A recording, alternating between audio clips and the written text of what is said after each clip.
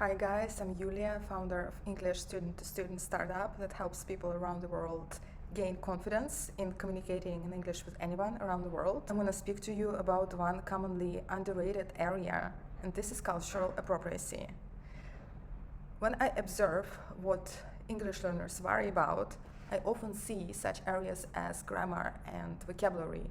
People get overly worried whether they use a verb tense correctly, a verb form correctly, or they get worried about pronunciation, whereas cultural appropriacy is often neglected. I will demonstrate to you what I mean, why it's important, and then we'll give you a couple of recommendations how to deal with this area, how to avoid cultural mistakes. Here is an example. I live in Southeast Asia, in Bali, in Indonesia, and I come from Western country, from Russia, from its western part.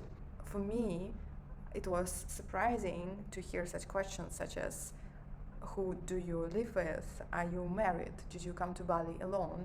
I would hear these questions at the first encounter. I would hear them from taxi drivers, from Gojek drivers, from manicurists, from literally anyone, from strangers at the first encounter.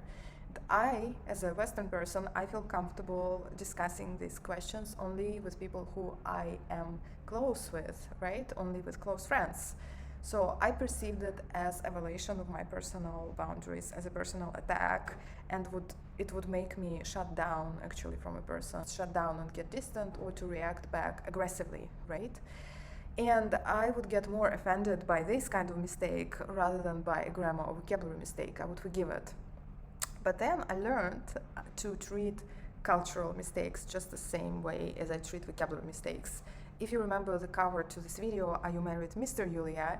You clearly see that Mr. is a mistake in this context, but I don't get offended when I hear it. I accept it as a vocabulary mistake. So now I learned to react to cultural mistakes just in the same manner. Now you can see why it's important. Personal boundaries can be important because it can get people distant from you, and you know that language is a tool. You use it to build rapport, to build effective communication with other people from other countries. So then it makes just as much sense to learn cultural appropriacy just the same way you learn grammar and vocabulary. The kind of advice I give to you actually goes two ways. You hear something that feels awkward or embarrassing or strange, rather than taking things personally, try to Google up whether this is a cultural norm for the person in front of you, and try to be as empathetic about cultural mistakes, just as you probably are towards accent.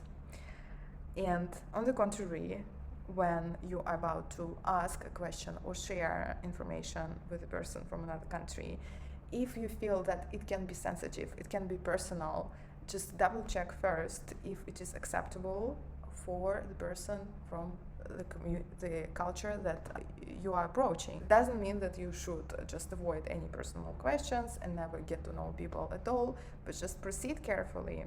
And this is one of the things that I teach my users, how to build effective intercultural communication.